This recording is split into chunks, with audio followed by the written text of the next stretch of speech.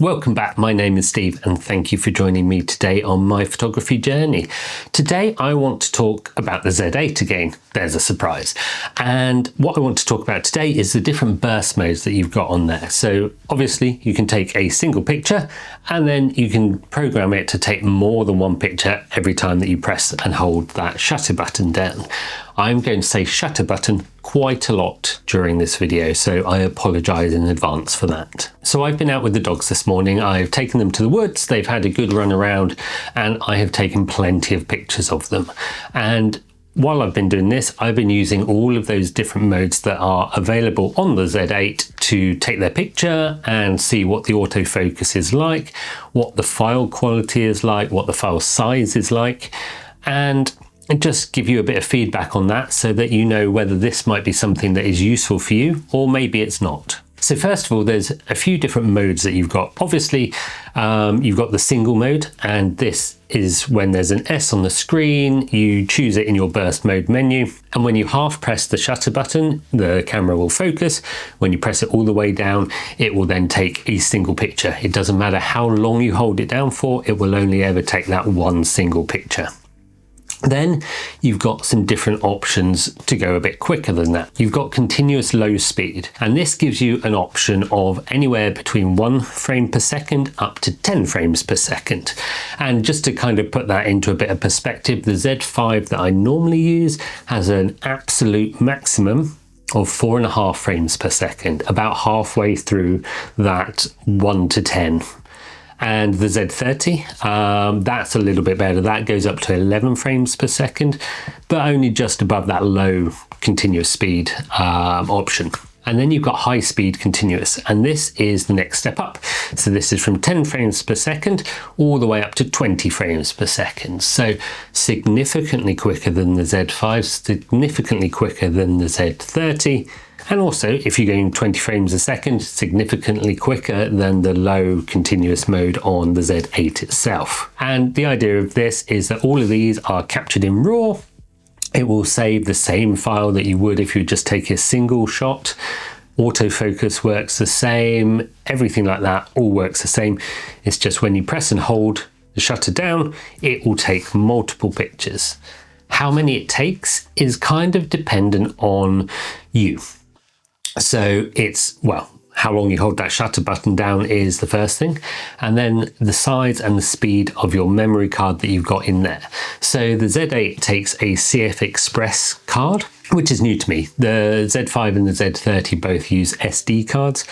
I've used 64 gig SD cards for forever now with those, and I've had no problem at all with those. The write speed, the read speed has been absolutely fine. However, the CF Express card is significantly quicker at reading and writing than the SD cards.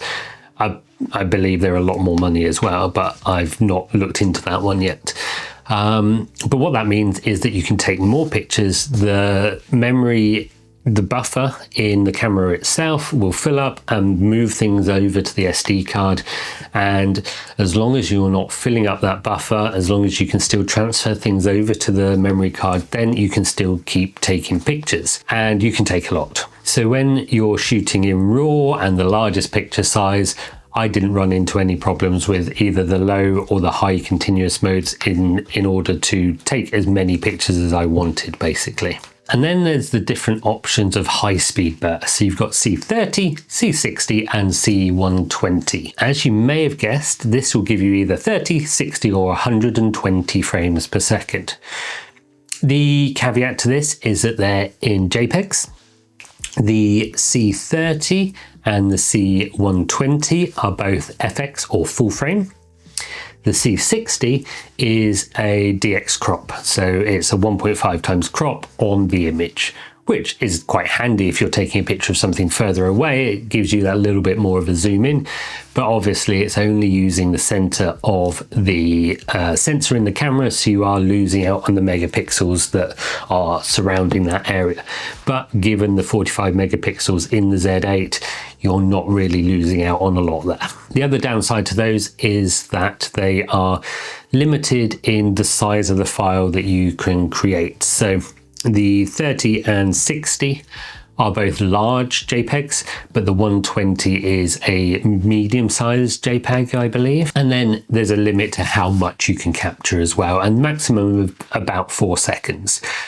Doesn't sound like very much, but just think, if you're on the 120 frames a second for 4 seconds, that is 480, nearly 500 pictures that you will have taken of something just while you're pressing and holding, and that is a lot of pictures. What you also have is the option on these C30, C60, C120 to have pre-release capture as well. And what that means is that when you half press the shutter button, it will start putting things into that memory, and it will keep cycling them through. You can program how much of that buffer that you want to capture once you actually press the shutter button down. And then it will save those fully pressing the button as well as the post fully pressing the button. So you get 4 seconds overall. You can choose kind of half a second before, a second before, and then the rest afterwards. It's entirely up to you, really. So that's quite handy if you're taking a picture of something that happens quickly. So for example, a dog jumping over a log. You're not quite sure when the dog's going to appear. Your reactions may not be quite quick enough in order to fully press that button as soon as the dog appears. However, if you've half pressed the shutter button, then once that dog appears, fully pressing it, you will have captured those bits beforehand.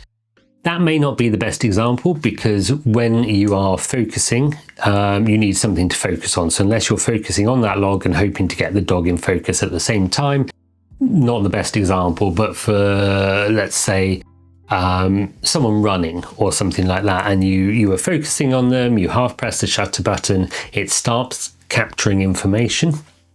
Then when you press the shutter button down completely, that's when it will store that pre-burst and up to the maximum of 4 seconds overall. So you get a lot of information, and like I said, you could end up with 500 JPEGs of very small movements depending on how good you are at taking the pictures when you need to take them. The benefit to having those pictures saved as JPEGs is that they're smaller files.